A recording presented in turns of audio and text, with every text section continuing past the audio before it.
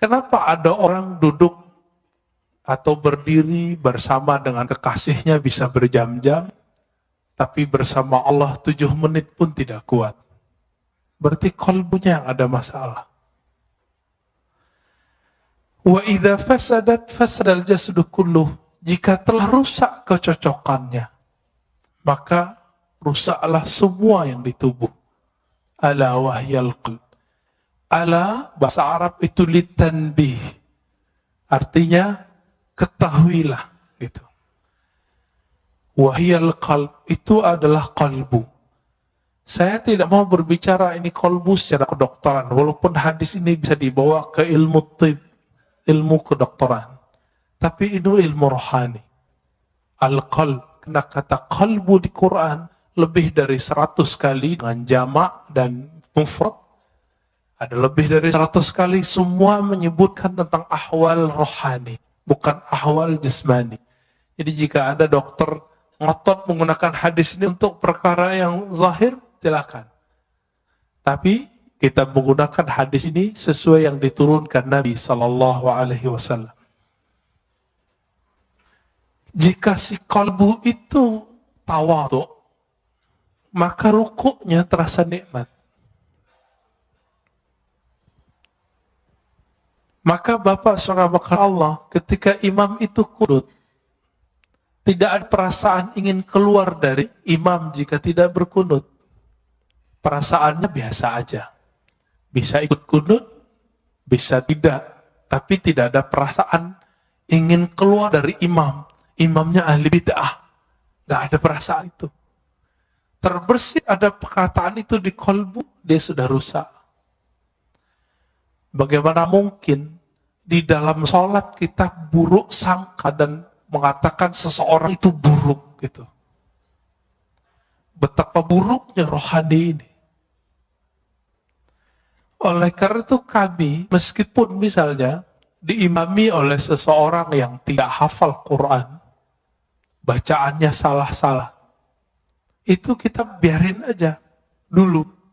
Nanti selesai sholat, kalau nggak ada orang, baru kita kasih tahu. Kenapa? Siapa yang menggerakkan dia jadi imam? Salah siapa kita nggak maju jadi imam? Gitu. Bapak selamatkan Allah, satu kali guru kami wafat. Maulana Syekh Muhammad Nuruddin Al-Khalidi An-Naqsyabandi. Ketika beliau wafat, itu hujan Masya Allah. Imam Az-Zahabi menyebutkan satu perkataan dari seorang imam ahli hadis di abad ke-6 Hijriah. Apa kata beliau? Ciri-ciri seseorang itu meninggal dirahmati Allah, maka Allah kirim malaikat dalam bentuk awan. Fayughfar lahu, maka diampuni baginya. Kalau guru saya ini bukan hanya awan, itu hujan dari beliau sakaratul maut sampai esok pagi, sampai kemudian kita kuburkan, itu hujan gak berhenti. Apa yang ajaib? Keluar dari rumah, itu rumah gadang, ya. Turun dari rumah itu ketika kita bawa keranda, itu hujan berhenti. Kayak ada yang kendaliin. Masuk masjid, hujan deras, dan itu sangat ajaib. Ketika selesai sholat, kita zikir, tahlil, segala macam, kami keluar, hujan berhenti.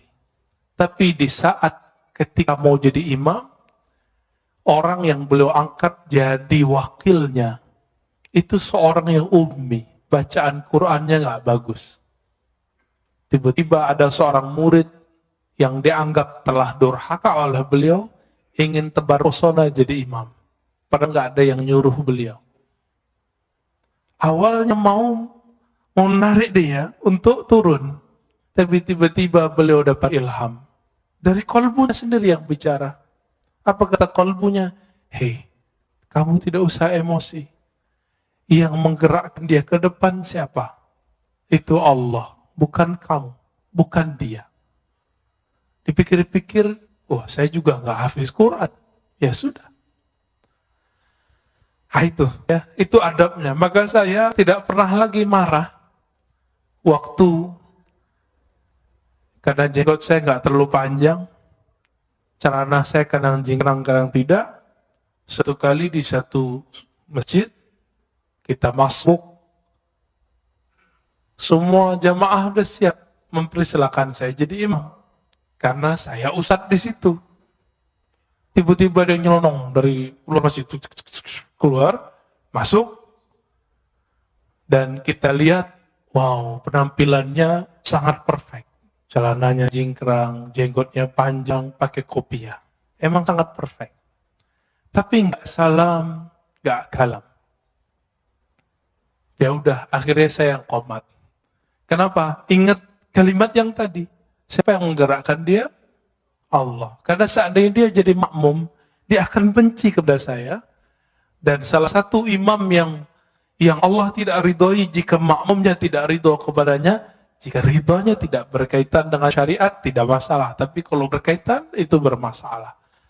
Maka kita biarkan. Ya. Saya ikutin aja. Ya. Yang saya lihat bukan dia, tapi yang saya lihat adalah gerakan-gerakan dari Allah Ta'ala. Bapak Ibu Saudara makan Allah, kalau orang begitu, kira-kira kebencian keluar nggak dari kolbunya? Insya Allah keluar ya. Baik. Kembali ke yang tadi. Maka al-a'mal, amal itu masdaruhal qalb. Tempat terbitnya adalah kalbu. Tapi dia butuh bukti. Maka di Quran disebut i'malu fasarallahu a'makum. Beramallah kamu, maka Allah akan memperhatikan amalmu. Nah, pertanyaannya, merasa diperhatikan Allah nggak tadi sholatnya? Berarti sholatnya belum ngamalin ayat ini. Coba, mulai hari ini, beramal itu karena ayat itu. Beramallah kamu, Allah akan pandang amalmu. Tapi apa yang Allah pandang? Maka ditaksis dengan hadis Nabi Sallallahu Alaihi Wasallam, hadis Imam Muslim tadi dan Imam Bukhari juga ada yang semakna, bahwa Allah memandang ke kalbumu. Jadi yang dipandang itu bukan rukuknya, tapi ini yang disebut ahwal dalam rukuk. Mesti rukuk. Yang dipandang bukan sujudnya, sehingga jidat kita mulai sakit ketika sujud lama. Bapak kalau buka kopiahnya mungkin ada hitamnya. Bukan itu yang Allah lihat. Betul, beruntung kalau yang punya itu. Nanti malaikat maut pun mungkin mikir, mau cabut, wah ini ahli tahajud ini kayaknya ya. Tapi bukan itu yang kita kejar. Kalau bisa sembunyiin itu. Kenapa? Karena yang disebut simahum fi wujuhim min atharis sujud, itu artinya efek sujudnya itu terlihat di wajahnya. Apa efek sujud? Ketika orang sujud, dia lebih merendahkan wajahnya, otaknya yang doktor, otaknya insinyur, otaknya yang sarjana, otaknya yang hafiz, otaknya yang pinter itu, dia taruh di mana? Di bawah bokongnya. Di bawah tempat keluar najis semua. Maka orang-orang ini dihina orang tidak akan marah. Kenapa? Dia sendiri telah menghinakan dirinya di hadapan Allah Ta'ala. Bukankah kita, Bapak soft nomor 2, bukankah dibelakangi oleh orang yang soft depan?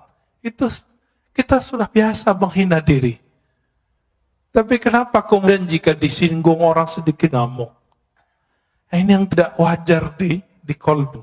Berarti belum salah. Kolbunya belum saleh. Dalam kalimat ini dikatakan, jadi keadaan fisik itu selalu menerjemahkan keadaan kolbu. Jika kolbunya sedang tawadu, dia pasti rukuk. Jika kolbunya sedang bersah diri, pasti dia mengatakan, la haula wa la quwata illa billah. Jika kolbunya sedang menta'zim Allah, pasti dia mengagumi dan mengatakan subhanallah. Subhanallah itu bukan maha suci, itu terjemahan biasa. Subhanallah artinya maha hebat engkau ya Allah. Bapak saramakanallah ikhwan akhwat fillah. Oleh karena itu Nabi SAW 13 tahun itu tidak diwajibkan sholat. Coba lihat. Berapa lama Rasulullah berdakwah?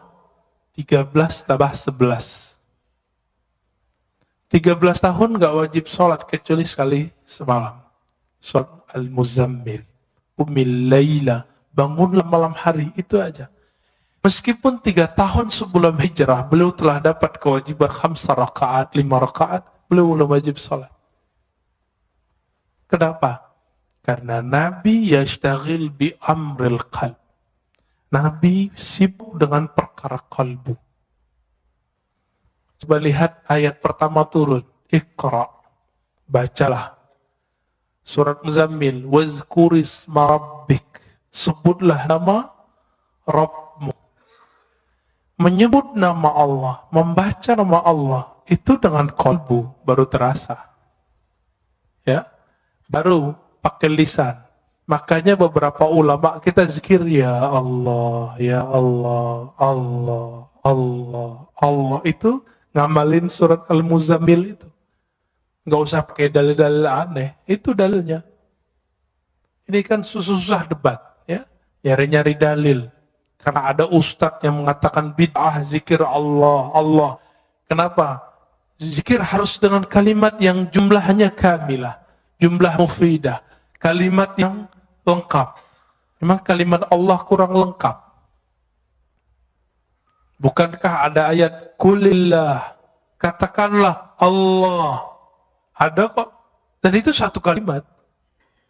Satu kata tapi menilainya satu kalimat. Waladzikurullahi akbar. Dan sungguh menyebut Allah itu lebih besar dari semuanya. Oleh karena itu Badi'uz Zaman Sa'id Nursi itu di bersalahnya yang jilid 6 mengatakan ulama-ulama ahli qalbu untuk menghabiskan ego al-ananiyah itu mereka hantam dengan menyebut nama Allah, Allah, Allah. Dan itu ada efeknya. Apa nama yang dimasukkan ke dalam kolbu, itulah nanti keluar. Karena air yang dimasukkan ke dalam kendi, dalam gelas, jika putih keluarnya putih. Jika hitam keluarnya hitam. Jika yang dimasukkan asma'ul husna, maka keluarnya adalah akhlak yang hasanah. Jika yang dimasukkan hubbud dunya, maka keluarnya itu tamak. Kalau ustadz itu lebih bahaya. Dai itu kalau hasad, hasadnya ulama itu bawa dalil. Coba lihat di YouTube itu. Itu membedain orang hasad nggak hasad gampang di situ. Ya, terlihat isinya kebencian, kebencian, kebencian. Sebanyak itu ayat yang mengajarkan bahwa mukmin itu bersaudara, ayo cari titik temu, tapi dia mencari perbedaan. Kita susah-susah untuk mengislah orang, dia bermujahadah, berjuang untuk memecah orang. Kawan kita ada di Meranti sana, namanya Ustadz Fauzi kalau nggak salah. Itu masuk ke suku Akit, suku asli pribumi, untuk mengislamkan orang sana. Tiba-tiba masuk satu kelompok kawan ini untuk nyalahin semua. Akhirnya gagal lagi dakwahnya. Tapi kemudian beliau terus, yaitu diangkremin terus kayak ayam. Mereka kan datang cuma sesekali, ini datang terus, ya. Bahkan tinggal di situ. Itulah khuruj fisabilillah selama-lamanya di situ. Dia nggak butuh lagi khuruj 3 hari itu. Nggak butuh lagi khuruj 20 hari. Kenapa? Satu nafasnya telah khuruj. Satu nafasnya telah jihad fisabilillah. Siapa yang berani, Pak? Meninggalkan tengah kota, pergi ke pelosok, tinggal di situ. Ya, saya pun nggak kuat. Ya, semoga Allah jaga dai-dai kita di pelosok, di perbatasan. Amin ya rabbal alamin.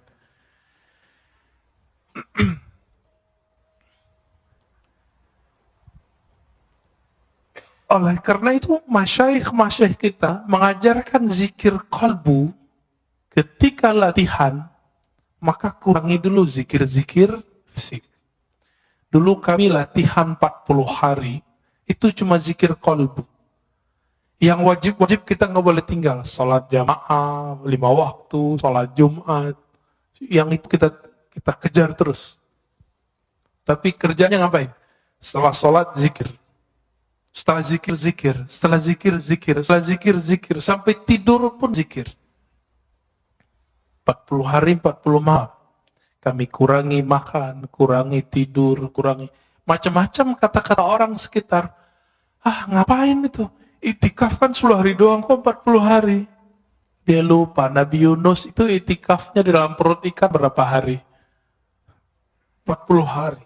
Nabi Musa di Tur Sina 40 hari. Nabi Muhammad SAW di Goa Hira juga 40 hari. Dan itu rutin terus. Jadi kalau ingin mewarisi rohani Rasulullah SAW, minimal apa yang telah beliau fikskan, 10 hari. Bisa nggak ninggalkan dunia? 10 hari sebelum betul-betul kita meninggalkannya. 10 hari nanti bisa nggak Pak? Tapi handphonenya off. Tidurnya dikurangi, makannya dikurangi. Maka harus ada tim gizi ketika orang itikaf. Di sini ada dokter, ada ahli gizi. Silakan Pak ngobrol nanti. Kurangi makan daging. Boleh makan daging. Tapi kalau cuma itikaf makan daging, syahwatnya besar, nggak bisa ngapa-ngapain. Maka disebutkan taklilut ta'am, mengurangi makan, termasuk memilih makan-makan yang ringan-ringan. Maka kami 40 hari itu, sampai hari ke-20 vegetarian. Hari ke-21 baru makan daging.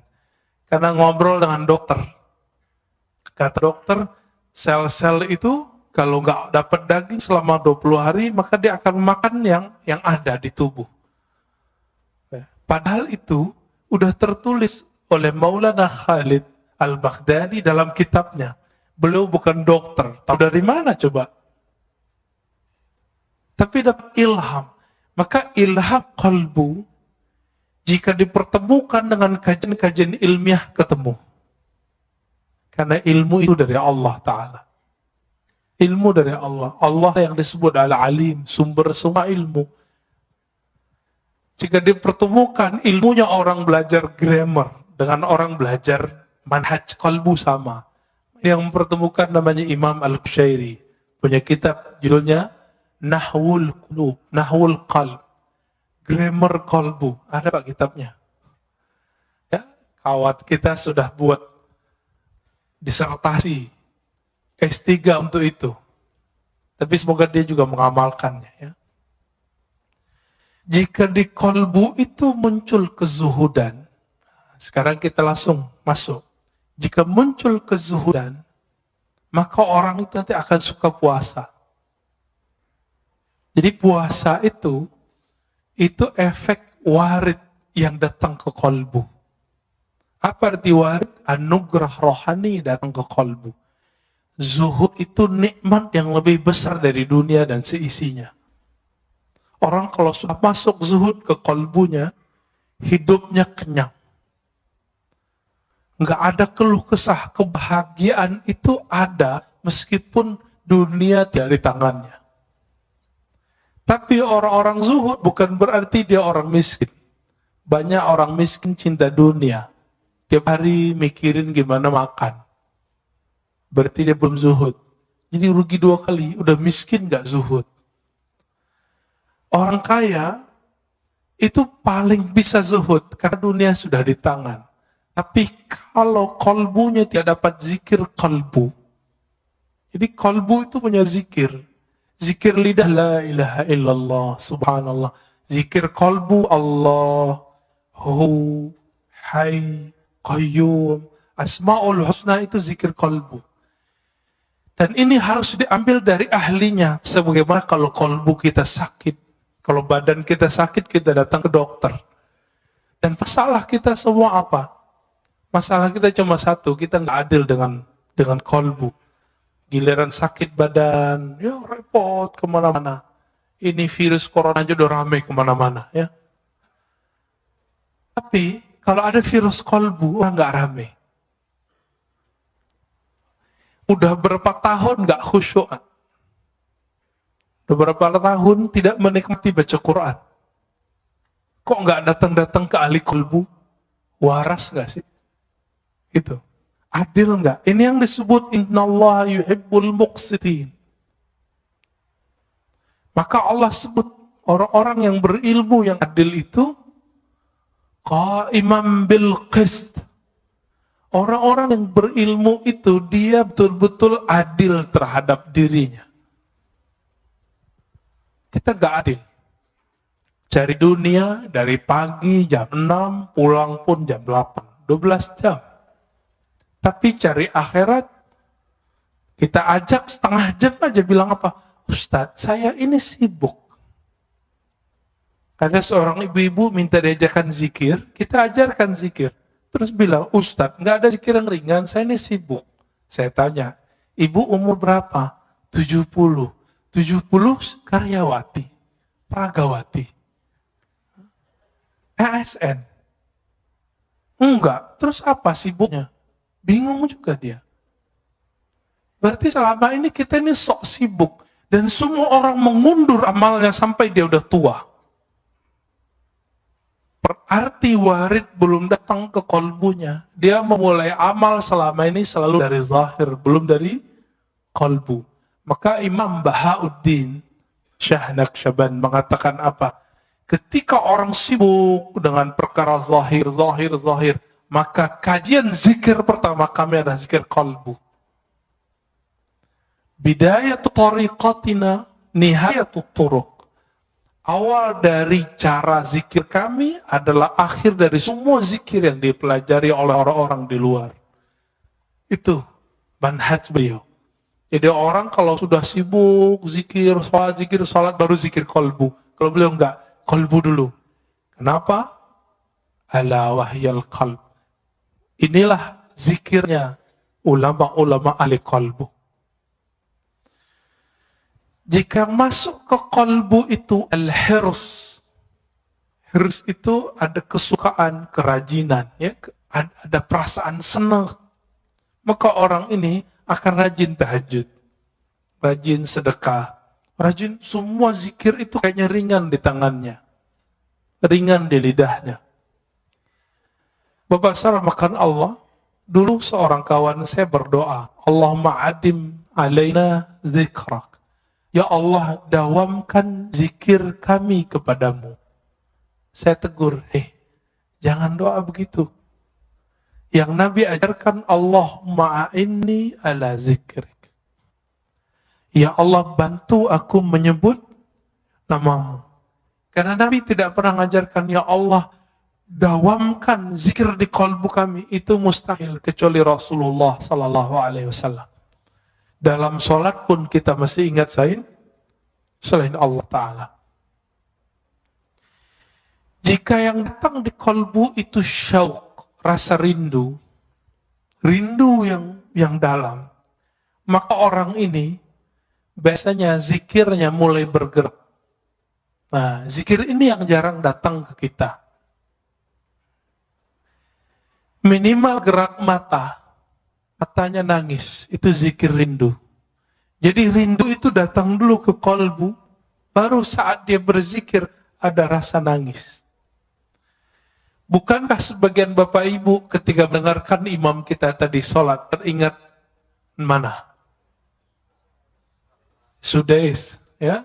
Semoga Allah muliakan beliau. Amin. Kita teringat itu.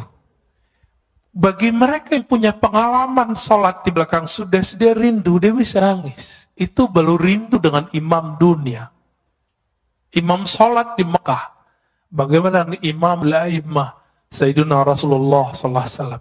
Maka orang ini saat mengatakan Allahumma salli ala Sayyidina Muhammad, air matanya pasti mengalir. Itu yang disebut dalam syair-syair Hisan bin Sabit. Kullul qulub, semua kalbu itu rindu kepada Nabi. Tapi bukti rindu itu hanya satu. Dumu'ul ain. Ketika air mata itu berkaca-kaca, air mata itu mengalir. Atas dasar itulah ulama kita punya majelis khusus, namanya majelis sholawat. Karena itu majelis kerinduan.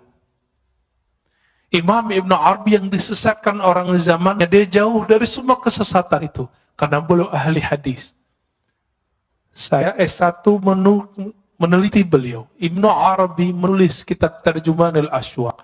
Sebelumnya beliau seorang ahli hadis. Meriwayatkan hadis dengan sanad sendiri sampai ke Rasulullah. Berguru kepada Imam Bukhari di zamannya, namanya Ibn Asakir, dan Imam Muslim di zamannya, yaitu Imam As-Silafi. Imam Ibn Arabi nulis Tarjumanil Ashwaq, terjemahan para perindu, kolbu yang merindu. Dan salah satunya di situ ada kerinduan kepada Rasulullah Sallallahu Alaihi Wasallam. Orang yang rindu kepada Rasulullah pasti dia rindu kepada orang yang membuat dia rindu kepada Rasulullah. Siapa yang mengajarkan kita rindu kepada Rasulullah? Guru-guru kita. Guru-guru ini yang mengajarkan rindu. Maka rindu kepada Rasulullah itu bersanad. Ini yang Nabi katakan, tuba liman ra'ani wa amana bi. Tuba liman ra'ani wa liman ra'aman ra'ani. Beruntung orang yang memandangku. Kalau enggak ketemu aku, dia ketemu murid-muridku. Atau murid dari muridku. Ini yang disebut tuba. Bagaimana Bilal ibn Rabah ketika Omar datang ke Damaskus, Bilal dipanggil. Wahai Bilal, kami rindu Rasulullah. Apa kata Bilal? Lalu apa yang harus kau lakukan? Kata Omar, tolong engkau azan. Ingatkan kami kepada azannya di zaman Rasulullah SAW. Lalu dia azan. Setelah sekian lama Rasulullah wafat, dia nggak mau azan. Kenapa? Setiap kali dia azan, dia bisa pingsan. Itulah rindunya seseorang perindu. Dia bergerak, badannya bergetar ketika rindu. Kalau dia kuat, dia bisa terus. Jika tidak, dia pingsan. Dan Bilal bin Rabah sampai di asyhadu an la ilaha illallah. Sampai di asyhadu anna Muhammadar Rasulullah. Ketika sampai di bagian itu, dia tidak sanggup lagi menahan tangisnya. Dia berhenti, tersenduh-senduh, baru dia lanjutkan. Bahkan di riwayat lain beliau pingsan. Itulah para perindu. Makanya zikirnya para perindu itu ada 3. Jika di mata dia menangis. Jika di tubuh dia bergerak. Jika tidak kuat maka dia pingsan. Inilah zikir-zikirnya qalbu. Karena sebab syauq datang. Rasa rindu itu datang. Dan rindu itu sumbernya satu. Al-mahabbah.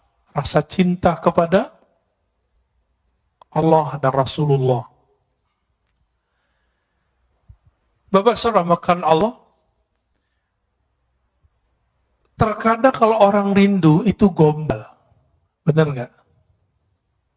Kalimat-kalimatnya aneh-aneh. Dalam ilmu zikir, ilmu qalbu disebut dengan syatahat. Apa arti syatahat? Kalimat yang melompat dari mulut karena gejolak-gejolak rindu dalam kalbu. Jika seseorang merasakan rindu tersebut, maka muncullah syatahat. Inilah yang muncul pada Imam Junaid, Imam Abu Yazid Al-Bustami, bahkan imam seperti Al-Hallaj. Al-Hallaj mengatakan, ma fi jubbati illallah. Di jubahku hanya ada Allah. Dia tidak dihukum karena ngomong itu. Tapi dia ketika mengatakan, haji itu cukup di rumah. Tapi itu ternyata bukan perkataan dia. Jadi dulu karena buku tidak ada copyright-nya. Salah satu bukunya tentang Asrar al-Hajj disalin oleh orang tertentu, lalu ditambahkan di situ. Haji tidak perlu ke Mekah, cukup di rumah. Ketika dihakimi, dibawa ke pengadilan, Al-Hallaj ditanya, ya Hallaj, hadza kitabuk? Hei Hallaj, ini kitabmu? Hallaj mengatakan, oh itu judul kitabku, tapi dia tidak tahu isinya. Langsung hakimnya mengatakan, taib, kamu zindik, kamu fasik, langsung divonis esok hari dipenggal. Al-Hallaj wafat tahun 309 Hijriah. Kata Imam Al-Ghazali, seandainya aku jadi qadhinya, jadi hakimnya, tentu aku tidak akan mau hukumi gantung baginya. Itu kata Imam Ghazali. Tapi ya sudah, ya. Tilka ummatun qad khalat laha, ya, ma kasabat. Kita lanjut. Sampai jam berapa? Masya Allah. Nanti sholat syuruknya diundur, ya. Ngaji lebih afdal daripada sholat. Imam Ibnu Majah meriwayatkan dari Nabi SAW bahwa mempelajari satu bab ilmu lebih afdal dari sholat 100 rakaat. Ya. Baik. Jika yang muncul di kolbu itu al-khawf, dia juga nangis. Apa arti khauf? Rasa takut. Tapi bedanya, al-khauf ini beda dengan syauq. Jika syauq bikin orang bergetar, tapi kalau khauf tidak, bikin orang diam. Ada lagi raja. Raja itu harap. Jika orang berharap, Allah menerimanya. Bapak salah makan Allah, kita ini semua punya dosa. Benar gak? Mulai dari ujung rambut sampai ujung kaki. Tapi apakah dengan dosa itu kita berhenti beramal? Enggak. Masih ingat Salahuddin Al-Ayyubi? Salahuddin Al-Ayyubi, seorang pejuang hebat, raja di zamannya, sultan, itu pernah meminum khamar. Kata Imam Zahabi dan Syiar A'lamin Nubala, kana yashrabul khamr. Dulu Salahuddin ini enggak sholah, enggak bagus. Ngapain dia? Namanya kan Ayub atau Yusuf, ya. Salahuddin ini dulu suka minum khamar. Orang kalau minum khamar pasti zina. Orang zina ya lanjut judi semuanya lengkap. Nakalnya bukan main. Maka jangan, kalau ada anak muda hari ini malam-malam kita lewat, dia minum khamar, dia jahat, jangan benci dulu. Siapa tahu nanti dia jadi mujahid fi sabilillah. Jangan benci dulu. Ya. Tadi kita pas lagi nyetir, tiba-tiba ada yang, ya anak orang pakai motor truk-truk, ya, suka-suka dia. Saya mikir, jangan-jangan ini Salahuddin. Menghibur diri. Biar husnuzan, biar gak benci, siapa tahu. Kita punya sahabat, dulu peminum, suka narkobaan. Sekarang Masya Allah, amal zikir, banyak. Bahkan ada yang sudah menjadi ustadz, banyak. Ya. Jadi jangan hukumi orang dengan waktu dia bermaksiat. Siapa tahu itu maksiat terakhirnya. Jangan pernah sucikan orang dengan amalnya. Siapa tahu itu amal soleh terakhirnya. Besok dia maksiat terus. Tapi semoga itu tidak terjadi.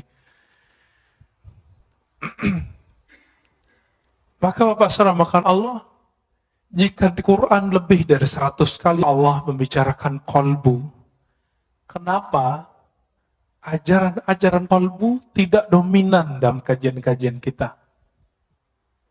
Yang dominan apa? Kajian fikih, sunnah, bid'ah. Ingin mempergi kolbu, tapi yang terjadi keras kolbu. Ini coba aja. Kita bertahun-tahun ngaji sunnah bid'ah. Apa yang terjadi? Kolbu keras. Keras bukan main. Karena Rasulullah awal ngajar orang bukan ngajar sunnah bid'ah. Yang pertama diajar oleh Rasulullah apa? Kolbu. Jadi kalau ada orang sibuk dengan sunnah bid'ah, dia salah berguru. Tapi kalau sudah selesai belajar kolbu, baru belajar itu. Jadi saya berbeda sedikit dengan banyak orang. Orang mengira belajar tasawuf itu setelah belajar fikih. Enggak. Bagi saya belajar tasawuf dulu, belajar fikih. Baru belajar akidah lebih awal ya. Akidah, tasawuf, fikih. Kalau enggak, yang terjadi nanti debat. Suatu kali Imam Fakhruddin Ar-Razi, pengarang kitab Mafatihul Ghaib, datang ke seorang ahli qalbu. Lalu ahli qalbu itu menyindir Fakhruddin yang punya tafsir sepanjang tangan saya ini. Namanya Mafatihul Ghaib. Dia mentafsir Bismillahirrahmanirrahim 1 jilid. Ini di sini ayat sudah berapa turun di sini. Ya. Tapi beliau mentafsir Bismillah satu jilid. Sampai sekarang kawan saya ngaji Bismillahirrahmanirrahim 7 tahun belum selesai. 7 tahun Mbak belum selesai. Ngaji alif aja lama sekali ngajinya. Sampai betul-betul dikenal. Kenapa Bismillah itu kok diulang-ulang di Quran? Ternyata itulah awal yang ditulis di Lauh Mahfuz. Ketika Allah pertama ciptakan Lauh Mahfuz, apa kata Allah? Uktub. Faqala ma aktub. Qala uktub bismillahirrahmanirrahim. Hadis sahih Imam Tirmizi. Jadi Allah ciptakan Lauh Mahfuz. Apa arti Lauh? Lauh itu seperti kumpulan data. Semua data ada di situ. Data semua dunia dan akhirat. Apa kata Allah? Hai Lauh Mahfuz, tulislah. Lalu dia bertanya, apa yang kami tulis ya Allah? Uktub Bismillahirrahmanirrahim. Maka mengkaji Bismillahirrahmanirrahim, mengkaji semua makhluk. Selesai Pak semua. Rahman itu semua makhluk. Rahim khusus wali-wali Allah. Kekasih-kekasih Allah. Nanti lain waktu cari gurunya ya. Ada yang pakar ilmu ini. Tapi tidak boleh dikaji terlalu luas. Imam Fakhruddin Ar-Razi kemudian bertanya. Ketika disindir. Tafsirmu itu belum apa-apa. Dia kaget. Terus tafsir yang bagus gimana? Dia tafsirlah 1 ayat. Fakhruddin Ar-Razi bengongnya bukan main, lama dia berpikir. Loh kok dia tahu makna itu ya? Kok saya udah baca buku, mungkin ratusan ribu lembar dia baca buku, kok nggak paham itu? Akhirnya ditanya, wahai Tuan Guru, apa cara engkau memahami kitab Allah dengan rahasia-rahasia tadi? Apa jawaban sang imam? Wahai Fakhruddin Ar-Razi, utruk ri'asah wazhad anid dunya. Tinggalkanlah riasah, kepemimpinan, baik jabatan-jabatan keulamaan, tinggalkan itu dan zuhudlah dari semuanya. Tapi apa kata beliau? Oh kalau itu saya tidak sanggup. Ya sudahlah. Maka tidak turun ilmu itu kepada beliau. Turun ke siapa? Turun ke orang setelahnya. Imam Ibnu Athaillah, inilah kitabnya. Ya. Turun lagi ke orang setelah Ibnu Athaillah, namanya Ibnu Ajibah, ya. Ada tafsir qalbu. Semoga nanti ada ahli tafsir yang mengkaji tafsir itu. Amin ya rabbal alamin, ya. Selama ini kita lihat tafsir-tafsir itu banyakkan hafalan. Ayat ini dijelaskan ayat ini, itu biasa. Itu namanya ilmu munasabat. Ilmu mencocokkan satu ayat dengan ayat yang lain. Kalau cocok, kalau nggak cocok gimana? Karena ilmu cocoklogi hari ini betul-betul sangat dahsyat, maka banyaklah ustadz cocoklogi. Padahal yang cocok itu adalah ilmu qalbu. Karena Quran itu dia untuk qalbu. Allah itu ketika mengatakan, ya ayyuhallazina amanu, hai orang-orang beriman, iman di mana naruhnya? Di qalbu atau di badan? Di qalbu. Maka Allah sedang berbicara ke qalbu.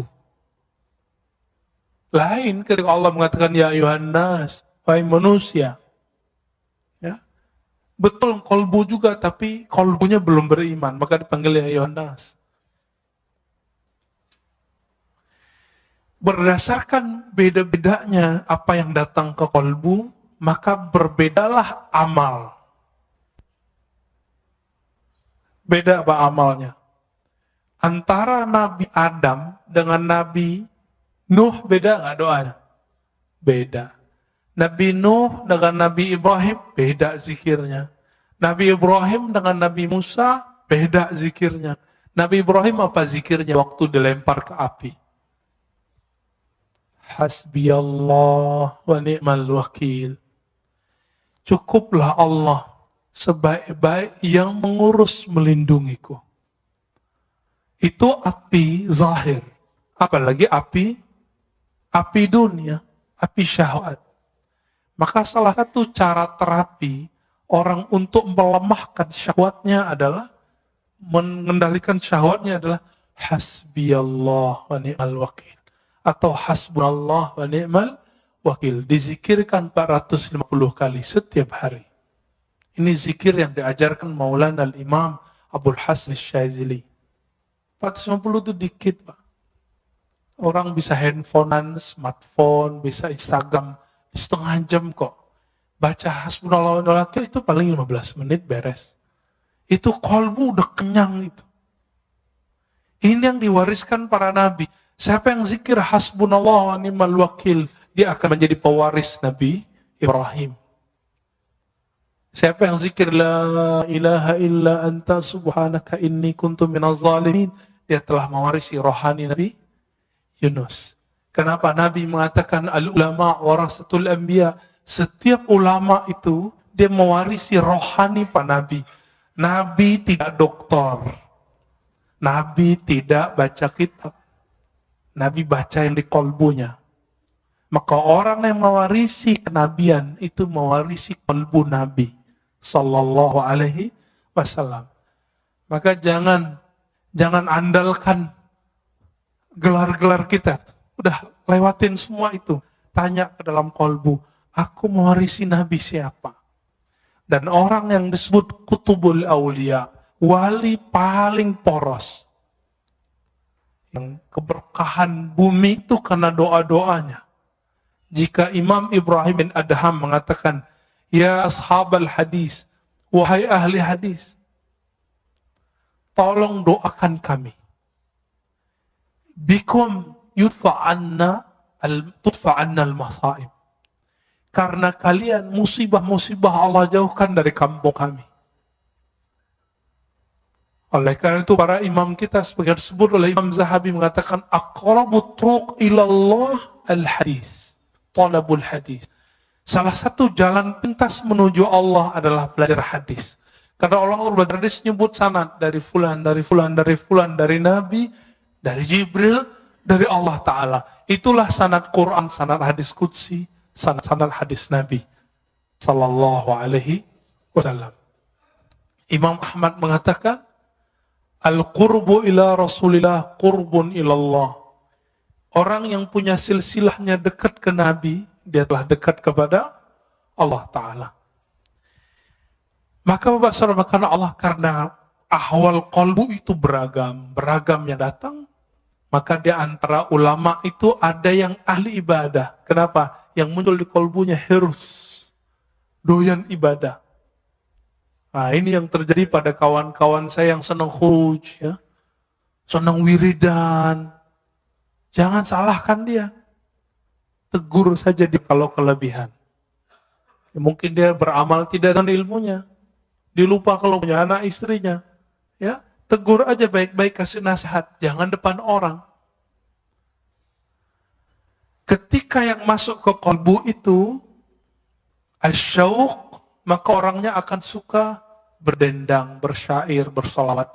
Maka muncullah dalam peradaban Islam barzanji. Muncullah syair-syair Imam Ibn al-Farid. Ya, muncul semua itu. Maka syair-syair di Jawa muncul macapat ya. Yang mau copot ya. Itu yang dari Sunan Kalijaga. Itu wali Allah besar, Pak. Beliau berguru kepada ulama keturunan Samarkand. Syekh Mahudum bin Ibrahim yang kita sebut dengan Sunan Bonang. Saya ziarah ke kuburan beliau yang di Bawean. Itu yang asli Pak, di situ insya Allah.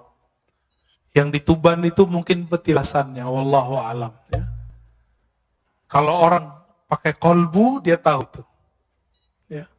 Kawan saya tanya, kok aku sering ziarah ke Tuban, kok nggak ada efek apa-apa ya? Biasanya kalau assalamualaikum tuh ada rasanya. Oh, dia lagi nggak di tempat gitu. Akhirnya saya doa, ya Allah tunjukin saya di mana aslinya. Ternyata setelah itu diundang oleh salah satu guru kita, Buya Abdul Halim, ya, yang punya istri di sana. Udah ke sana Pak? Udah ke sana Pak ya. Ya, datang ke sana itu dahsyat sekali.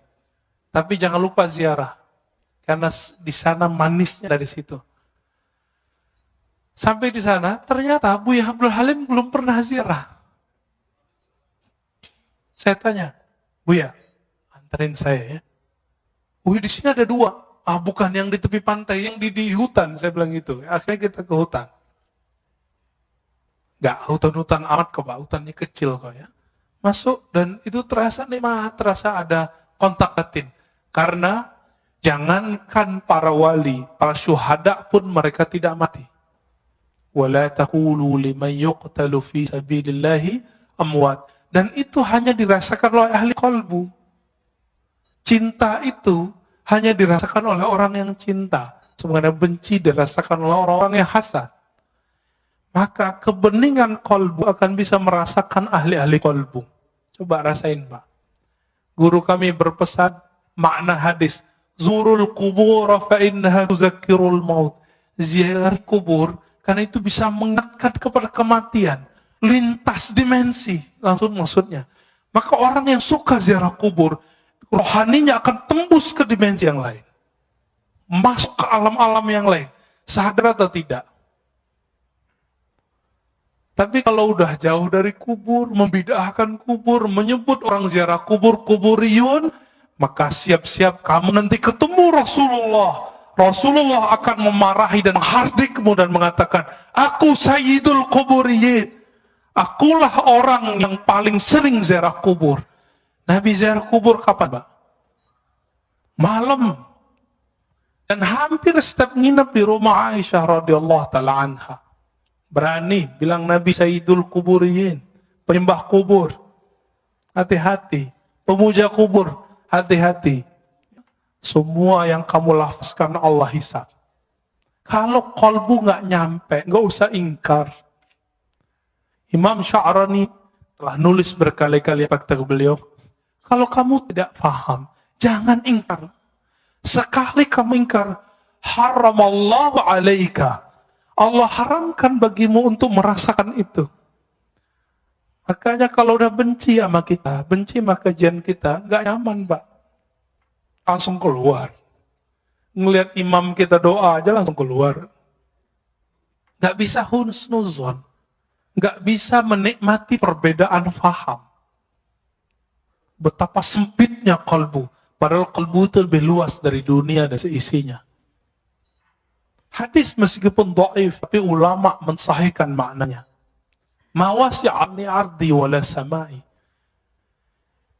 Aku ketika memandang ke langit dan bumi tidak sanggup menahan pandanganku. Itu yang disebut Allah ketika memberikan amanah kepada langit dan bumi. Semuanya nolak. Inna wasi'ani, yang sanggup menerima pandangan itu adalah qalbu abdi al-mu'min. Qalbu hambaku. Ada kalimat hambaku di situ. Al-mu'min yang dia beriman. Makanya orang-orang yang beriman ini qalbunya lapang, hidupnya tenang, pikirannya Masya Allah. Ya. Nggak ada kepanikan di qalbunya.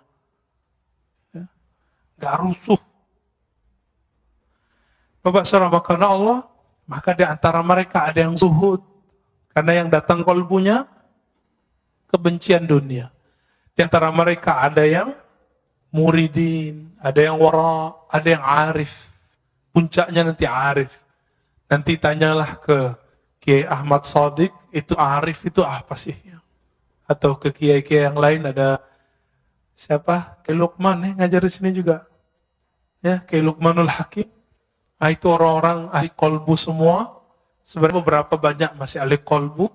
Silakan dicari sendiri atau tanya ke ahli kolbu siapa mereka.